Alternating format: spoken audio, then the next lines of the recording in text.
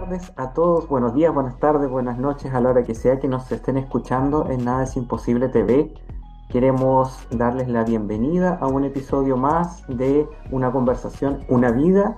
Hoy día con un invitado muy interesante, conocido ya por muchas personas en Chile, por sus apariciones públicas y su intensa agenda política en años anteriores. Hoy día vamos a conversar con don Luciano Silva. Don Luciano, bienvenido. Gracias por disponer de su tiempo con nosotros. Y lo invito a que hoy día podamos conversar acerca de un tema que yo sé que usted maneja muy bien, que se llama el marxismo cultural. Don Luciano, por favor, preséntese, cuéntenos en qué está, qué es de su vida ahora después de el agitado de los años pasados.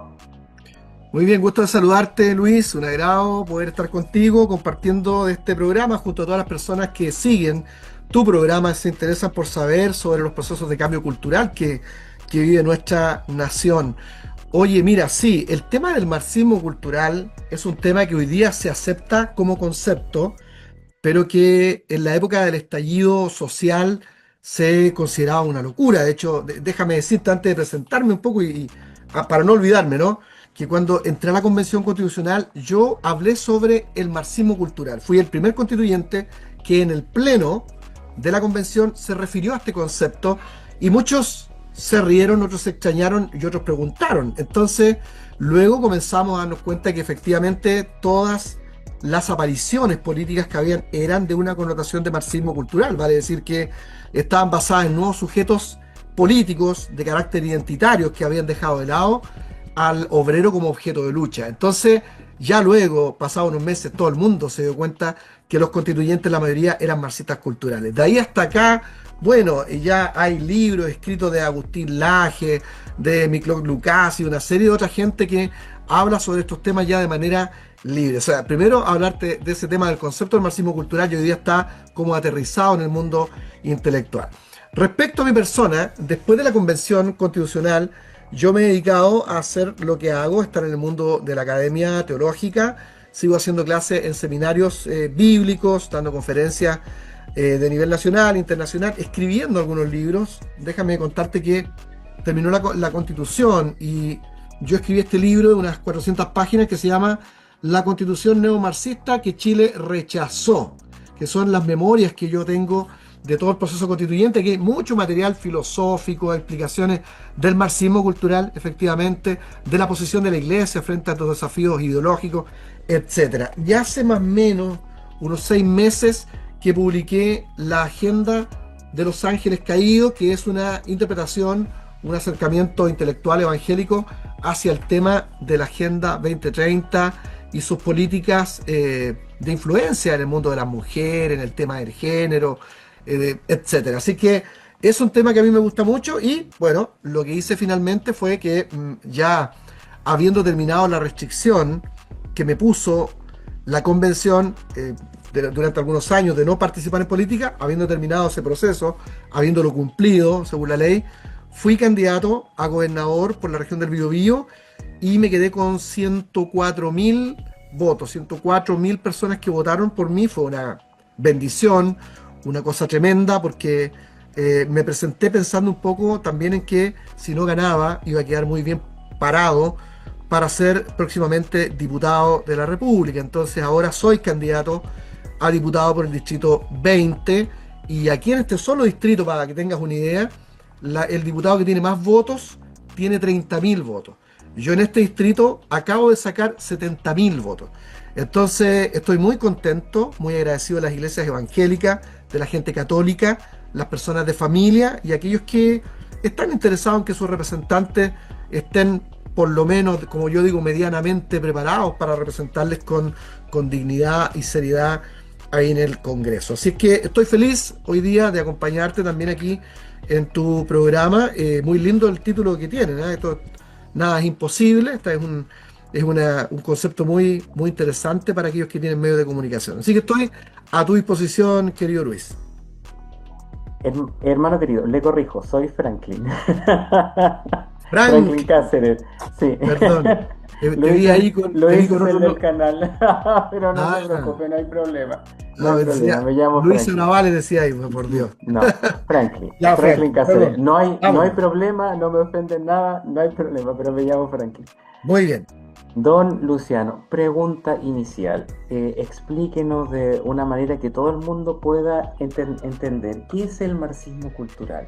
Mm, Muy bien. Mira, a principios del siglo XX hubo un conflicto ideológico muy grande entre las dos maneras de entender la vida que eran completamente equidistantes. Vale decir, algunos pensaban que el control del Estado, por una parte, ¿cierto?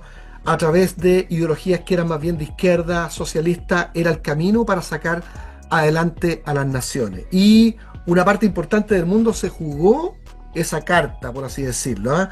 Hablamos de los sectores de la Unión de Repúblicas Soviéticas Socialistas y todos los grupos que siguieron esa corriente. En el caso de América Latina, Cuba, Nicaragua, Chile también tenía un ideario socialista marxista, ¿verdad? Y por el otro lado, el otro eje era Estados Unidos, que propendía más bien que la libertad en todo el sentido de la palabra era la salida a las naciones, o sea, la libertad que deben tener las personas de crear cosas que otros libremente puedan comprar. Estas dos formas de mirar la vida para salir económicamente adelante estuvieron en contraposición, ¿cierto? Vale decir, la idea de la izquierda y de la derecha. En fin, este conflicto que se dio muy fuerte hasta el año 1950 terminó con los sectores más bien del libre mercado de la derecha como ganadores de esta pelea, porque en todos lados donde se instalaron los regímenes de carácter marxista-comunista les fue mal. Era un modelo muy utópico, muy, digamos, de buena intención, pero que no funciona en el mundo de los hombres. Por montones de razones que podemos conversar, ¿no? Pero resulta que defraudados también algunos marxistas desde la época de la escuela de Frankfurt, una escuela que surge más o menos en la década del 20, 1920, estos marxistas defraudados comienzan a repensar el marxismo. Y algunos de ellos que, por ejemplo, de manera muy especial, Antonio Gramsci, un italiano, que viaja y que conoce a Lenin, conoce a Stalin, regresa a Italia para ser el secretario general del Partido Comunista, regresa con toda la experiencia de lo que está pasando con la instalación del régimen marxista y también dándose cuenta de los baches que tiene, llega a Italia, Mussolini lo toma preso inmediatamente y termina muerto ahí en la cárcel y su gran obra se conoce como Los Cuadernos de la Cárcel. Pero interesantemente este personaje se va a hacer famoso post-50, post-año 1950. Y se va a hacer famoso porque en Los Cuadernos de la Cárcel, dentro de todas las cosas que él escribe, hay unos escritos interesantísimos que hay que conocer ahí. Por ejemplo, El papel de los intelectuales en la revolución es un texto de lectura obligatorio para los que quieren saber sobre estos temas. Pero básicamente lo que hace Antonio Gramsci es que él hace una crítica al marxismo clásico. Y aquí va a surgir el neomarxismo o el marxismo cultural. Él dice que el marxismo jamás va a funcionar en la sociedad occidental. Porque esta sociedad occidental tiene un apellido, es cristiana. Y ha sido construida en base a los idearios y los valores de una religión que es muy fuerte y que produce en las personas un sentido común que impide que acepten la ideología marxista. Entonces, con esta propuesta que hace Antonio Gramsci, lo que está diciendo es que el modelo clásico del marxismo que propone Marx, que está basado en la estructura, o sea, en las relaciones económicas entre las personas, no es la clave para poder conquistar Occidente. Marx decía que lo que le interesa realmente a la gente son las cuestiones económicas. Por tanto, había que levantar sujetos, digamos, de lucha revolucionaria a quienes están ligados con el mundo de la economía, que en este caso son los obreros. Entonces el tema funciona en base a una revolución de las clases oprimidas, decía él, sobre las clases opresoras. ¿Ah? Entonces, del proletariado por la burguesía, ¿no? Entonces, Gramsci echa al tarro la basura esa tesis básicamente, dice no va a resultar, porque el problema no está en la estructura, donde está el tema económico. ¿Ah? Si nos imaginamos un edificio, el marxismo cree en la estructura, el marxismo clásico, las relaciones económicas. Y en el segundo piso de este edificio están las relaciones de carácter cultural, educacionales, filosóficas, la religión. Entonces Marx decía, no se preocupen por esas cuestiones de la superestructura. Cuando exista la revolución y se levanten los obreros contra su, sus amos, ¿cierto? O los terratenientes, esta revolución va a dar origen a un mundo nuevo donde se cae la estructura y cae junto a ella la superestructura que son las relaciones culturales, la religión, etcétera, y se va a crear un mundo nuevo donde estos elementos culturales, sobre todo la religión, no van a ser importantes. Por eso es que Marx dice que la religión es el opio de los pueblos. Término que no es de él, de Heinz y otros que antes lo utilizaron, pero lo hace famoso, en este caso Marx. Entonces, esa teoría, Gramsci dice, la revolución no funciona ahí. Y los primeros 50, 60 años del siglo XX demostraron que efectivamente no funciona en Occidente el marxismo en este sentido de la estructura de la revolución, abajo en la base de los obreros contra los dueños de las fábricas, contra los medios de producción y todo el tema que tiene el marxismo, ¿no? Apoderarse de los medios de producción, digamos, desarrollar cuestiones teóricas en torno a la plusvalía y otros elementos que son básicos del marxismo. Gramsci dice, no, la revolución hay que hacerla en la superestructura. O sea, hay que hacer una revolución en los aspectos de la educación, de la cultura y la religión.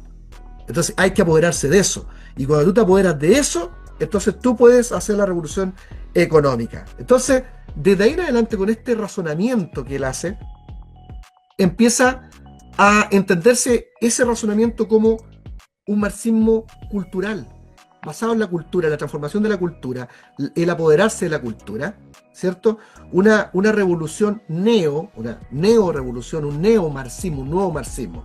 No es Gramsci. Gramsci hace los análisis, pero luego los que empiezan a leer a Gramsci dicen, qué interesante. Entonces, para eso tendrían que haber nuevos sujetos en la revolución, porque ya el obrero, que es el sujeto de la revolución económica, no va a estar disponible para la revolución, porque fíjate que hoy día nuestros obreros, como sea, no están dispuestos a ir a la revolución, porque el obrero tiene su casita, aunque sea una población sencilla, se compra su auto, sus hijos van a la universidad, llegan a ser sociólogos, llegan a ser médicos y suben en la escala social. Entonces han encontrado que realmente el mundo del libre comercio tiene bondades que permiten hacer subir a aquellos que estudian, que trabajan duro.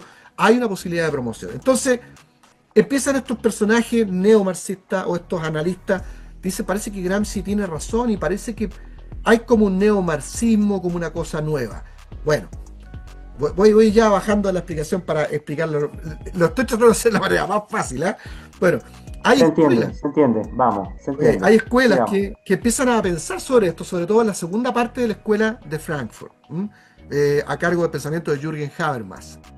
Y sobre todo la escuela de Birmingham, donde ya se crea una facultad de estudios culturales. La gente, si quiere, puede investigar, pegar una googleadita y se dar cuenta que los estudios culturales, basados sobre todo en el liderazgo de Raymond Williams, lo que hacen es hablar de la subversión, ahora, que es el elemento central de la revolución, pero en nuevos sujetos de izquierda, que son de carácter identitarios y que no son el obrero.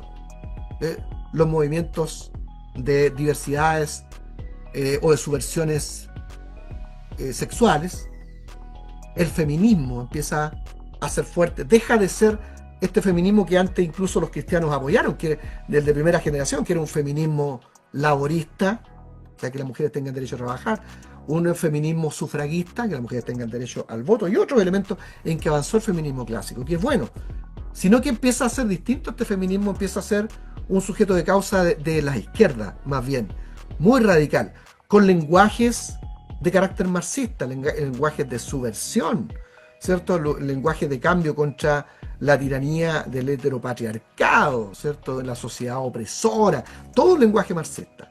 Y bueno, pero mira, aquí va a pasar una cosa interesante. En la década del 60, a finales de la década del 60, 68, va a ocurrir un hecho clave que va a determinar la aparición ya de facto de lo que llamamos marxismo cultural o neomarxismo.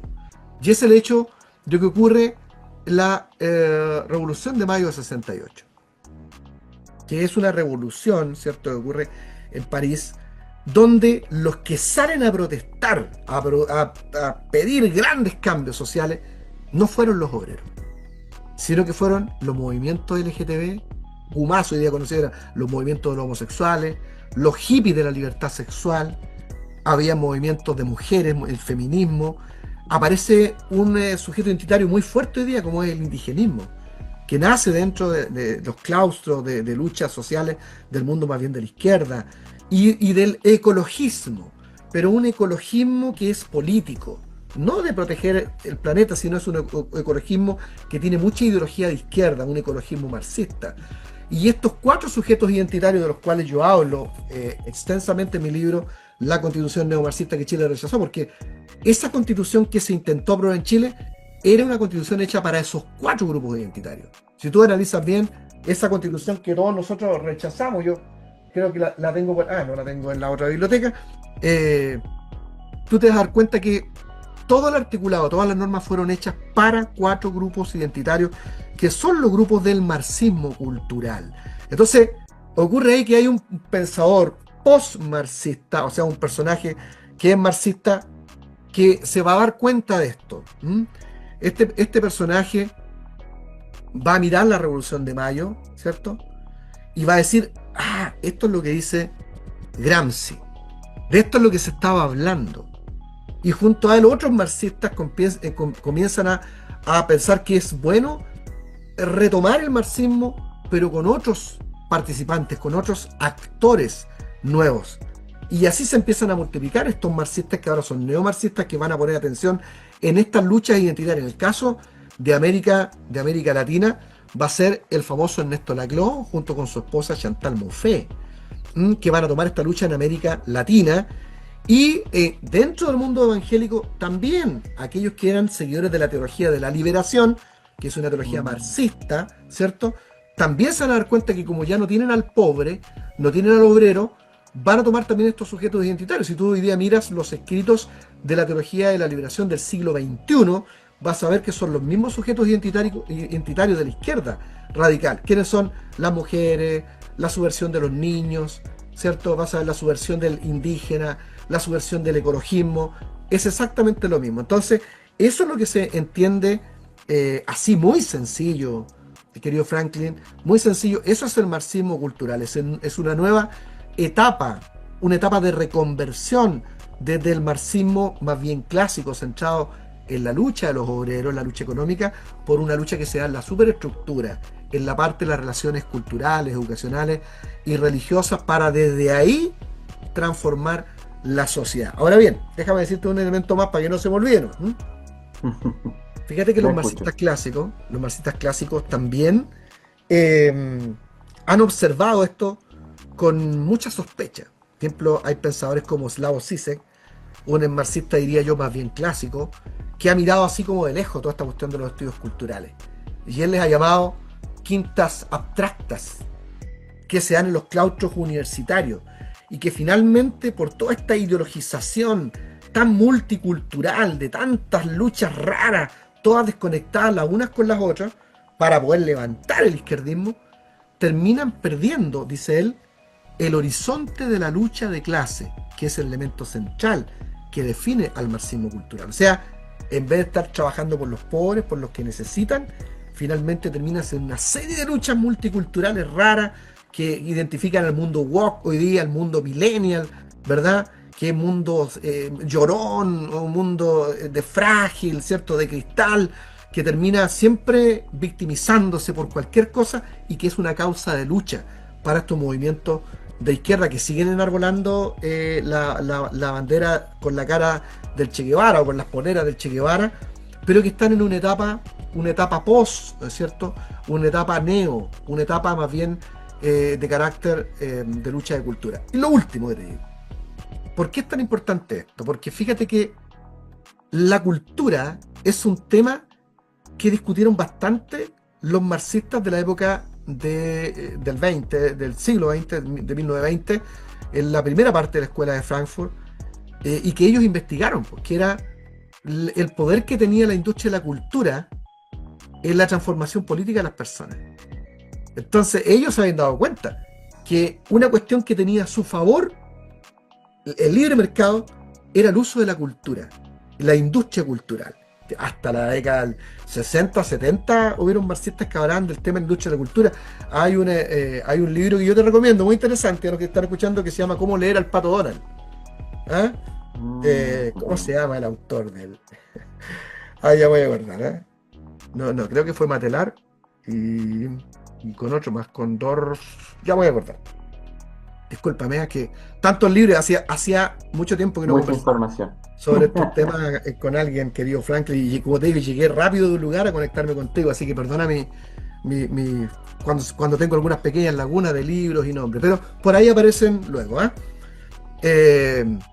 Entonces fíjate que ellos ya estaban hablando de esta clave que hay en la cuestión cultural, y lo que hace la izquierda, ahora no clásica, sino neomarxista o marxista cultural, es que intenta meterse a ese mundo de la cultura. Y por eso que las izquierdas siempre tratan de ganarse el Ministerio de la Cultura, o de las culturas, como le llaman ahora, y subvertir a través de este tema cultural. De ahí apalancan recursos para el movimiento LGTB, el feminismo, muchos de los pintores, los que hacen cosas cuadros, muchos de ellos, no todos, son de izquierda porque son financiados por ello, porque son herramientas de subversión a través de la cultura. Fíjate que la palabra cultura es una de las palabras más discutidas en la humanidad. O sea, hay discusiones de la palabra cultura que llegan a 250 años, desde el origen mismo de cultus, ¿cierto? O cultivare, que es cultivarse a sí mismo, para llegar al siglo XX, donde el marxismo toma la palabra cultura y la subvierte y la utiliza como herramienta de subversión. Entonces hoy día, por ejemplo, cultura es cualquier cosa. Cultura puede ser un graffiti. Cultura puede ser, no sé, las cosas que hacen en la calle, los saltimbanqui, porque la izquierda articula todo eso como luchas, ¿eh?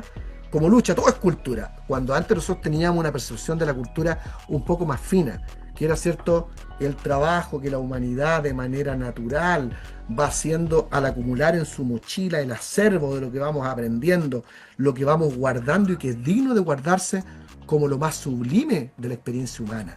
Entonces hoy día cultura El es cualquier sentido cosa. estético, digamos. Exactamente. El Entonces, sentido estético. por ahí está entonces lo que significa el marxismo cultural. Yo te pido que me perdones porque a lo mejor lo hice muy largo y a lo mejor lo dejé más enredado. No, está súper claro. Lo que sí me interesa, don Luciano, es que usted pueda instruirnos un poquito o contarnos un poquito lo que es este concepto que se utiliza mucho en los países anglosajones, que tiene que ver con el término woke, Mm, claro, bueno, que lo asocio a esto, pero no sabría cómo hacer la conexión para poder explicarlo.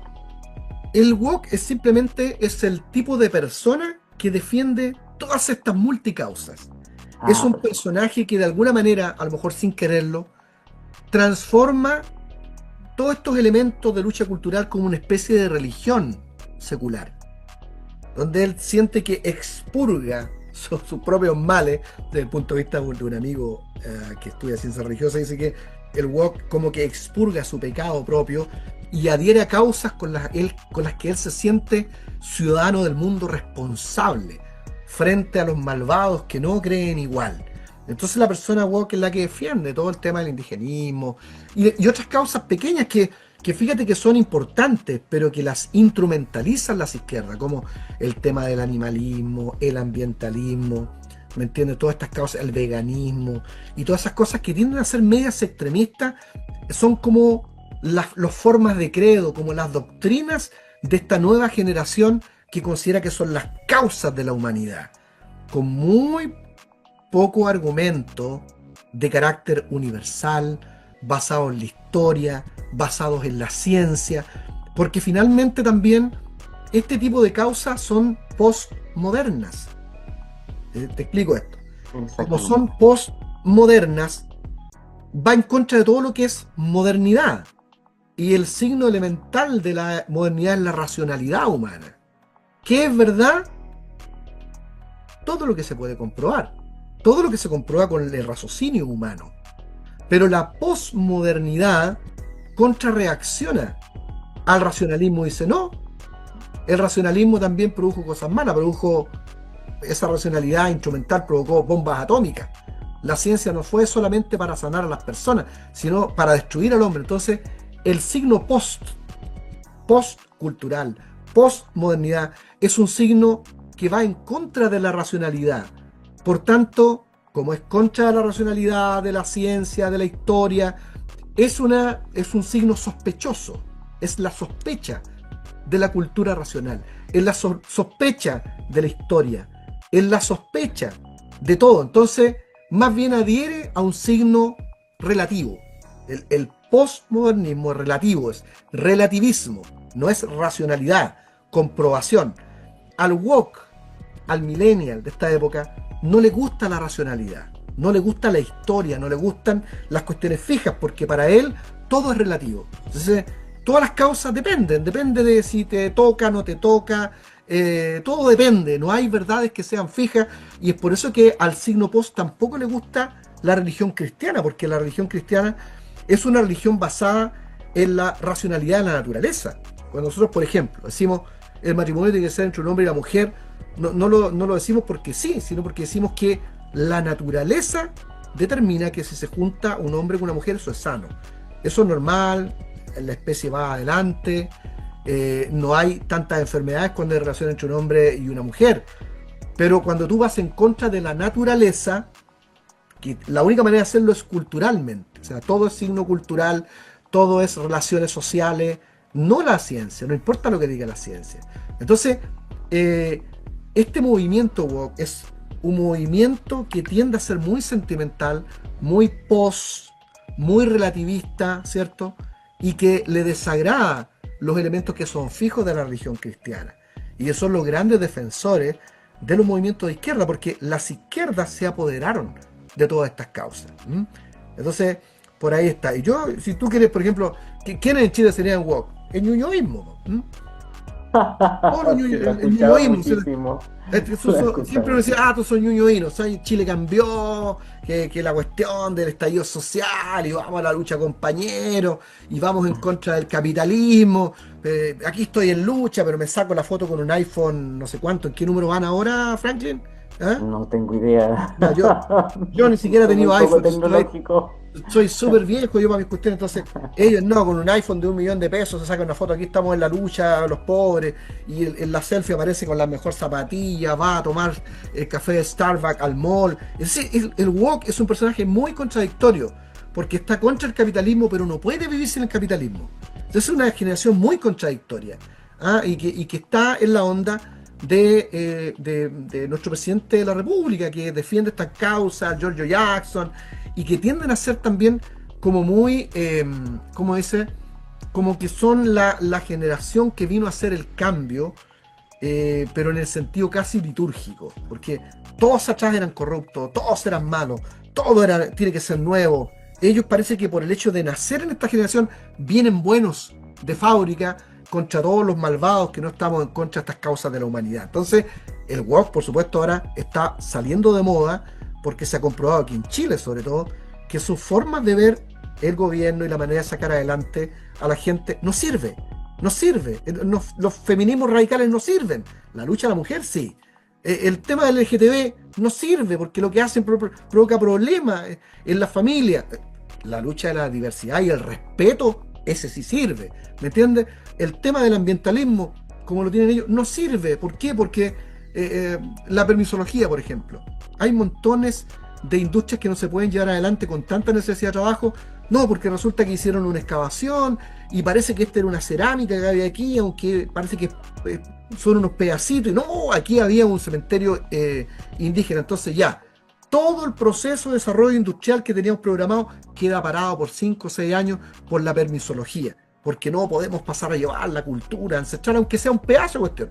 Esas cosas las toman, las guardan en una bodega, nunca lo ocupa nadie, ni para hacer un museo, ni nada. Entonces, tampoco sirve, ¿me entiendes? Pero uno está a favor de la lucha, de la protección del planeta, sí, pero es ese extremo del ambientalismo que ha desarrollado la permisología, que es una cuestión que se discute hoy día adentro y que es un problema para las políticas públicas. Lo mismo pasa con el indigenismo.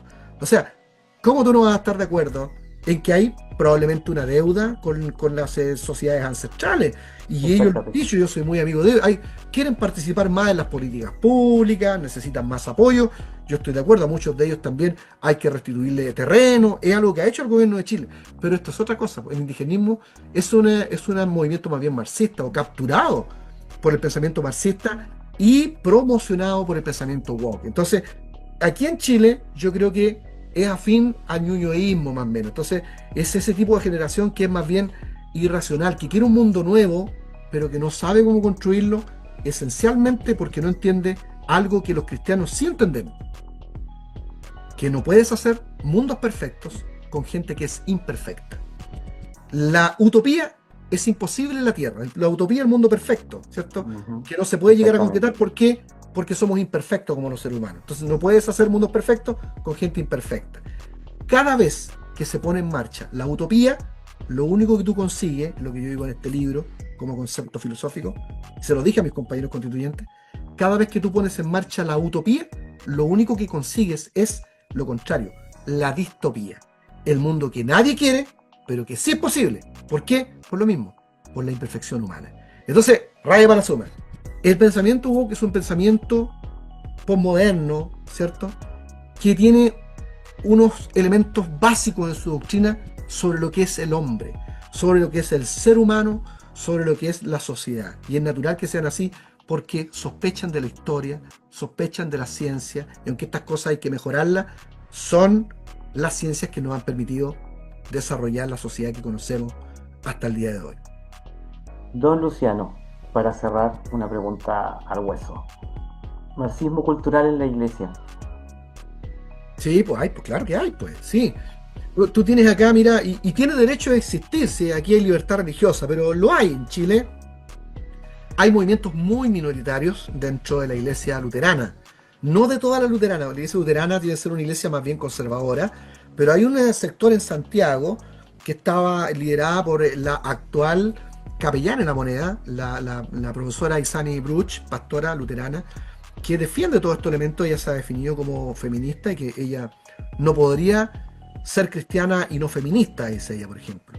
Está a favor del movimiento LGTB, del casamiento de las personas del mismo sexo, está a favor del aborto, y es por eso que Gabriel Boric, que es de un marxismo cultural, la llevó como capellana. Entonces, y ha tenido una influencia muy fuerte a través de las redes sociales y ha dañado iglesias, sobre todo en esta generación que es más woke y millennial. Ahora bien, debo ser justo, mucha de esta generación dejó de ser woke y dejó de ser de cristal después de los procesos constituyentes.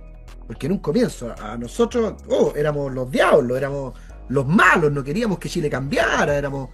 Pero nosotros estamos diciendo, es que esto va a ser pura ideología, esto no tiene sentido, hay que mirar otras cosas, hay que mirar la historia, las experiencias en el mundo, revisar las constituciones. Pero a ellos no les gustan las cosas fijas, porque es el idealismo.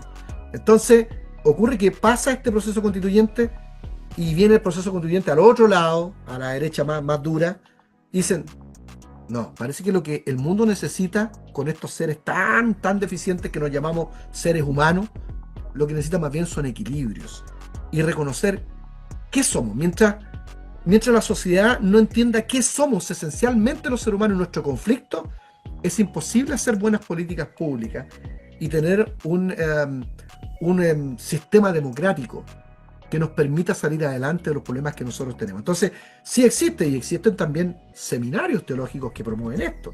¿Dónde lo identifica uno?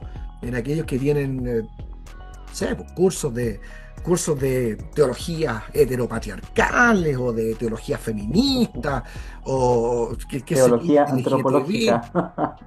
Entonces, ahí uno va a Claro. identificar que hay una gran incidencia de este pensamiento marxista cultural dentro de las iglesias evangélicas también. Pero no es tanto. Yo creo que es un sector muy minoritario de la iglesia evangélica y cada vez menos, porque como yo digo, vuelvo a felicitar a los jóvenes que son racionales y dijeron, no, esto estaba mal. Y han estado valorando más sus iglesias, valorando a sus pastores, aunque sus pastores no sean gente tan profesional, han estado valorando últimamente el trabajo invaluable que hace la iglesia evangélica en los sectores culturales más pobres donde no llega el Estado. Entonces, Yo creo que estamos en un buen momento en la Iglesia Evangélica en Chile para entender lo que hace bien y lo que no hace bien. Hermano querido, muchísimas gracias. Estamos en el tiempo, generalmente se nos hace cortísimo, podríamos seguir conversando un montón de rato más, pero incluso he tomado nota de las cosas que he dicho, de que las cosas que usted ha dicho, así que me ha iluminado harto.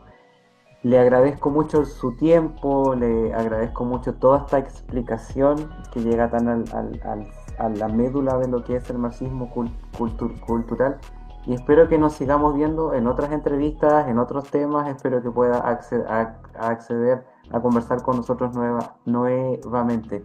Lo dejo para que se despida de la gente y bueno, Muy muchísimas bien. gracias y que el Señor le bendiga mucho. No, gracias a ti, Franklin, por la invitación. Quedo en deuda contigo. Me gustaría volver a conversar en algún momento contigo, tal vez un poco del tema de la Agenda 2030, que es el tema de mi último libro, ¿verdad? Es un tema que hay que conversar porque la Agenda 2030 viola las soberanías nacionales y tiene este espíritu woke dentro de sí. Tiene este espíritu de marxismo cultural dentro de sí. Y hay razones que yo podría darte que explico en mi libro. Así que quedo profundamente comprometido contigo y con la gente que sigue tu programa. Solamente bendecirte a la distancia, agradecerte la invitación a todas las personas que te están viendo, que te van a ver, ¿cierto? Y pedirle también a aquellos que tienen amigos en el Distrito 20 que les avisen que este pastor ex constituyente de la República que levantó la bandera cristiana va de candidato a diputado por las comunas de Tomé, Penco, Hualpén, Talcahuano, Concepción, Chiguayante, San Pedro de la Paz, Coronel, Hualqui, Florida y Santa Juana. Así que para que les avisen que voy de candidato a diputado y lo que yo voy a hacer, llegando a ser diputado ahí el Congreso, no es ir a pelear con las personas, sino a llevar el pensamiento crítico, ¿cierto? A trabajar por la justicia social, que eso sí tenemos que hacer, tenemos que ayudar a la gente mayor que vive de pensiones indignas a llegar a fin de mes, a luchar por bajar las listas de espera en los hospitales, a llevar la justicia del Señor y la igualdad y la idea de que el Señor no discrimina a nadie al terreno del orden público, pero con un espíritu no agresivo, que es lo que yo a veces critico a aquellos representantes evangélicos que han llegado al Congreso o a otros sectores. Yo no estoy en la posición de andar acusando, gritando, peleando. No, yo creo que el cristiano que se prepara, Dios tiene la capacidad de usarlo para hacer una influencia en los lugares donde está. Así que muchas gracias por esta oportunidad de conversar contigo, Franklin, y que Dios te bendiga también. Estoy a tu servicio. Muchísimas gracias, hermano. Muchas gracias, hermano, y síganos viendo en Nada es Imposible TV, en las redes sociales, en Instagram, en Facebook y en YouTube. Hasta un próximo episodio.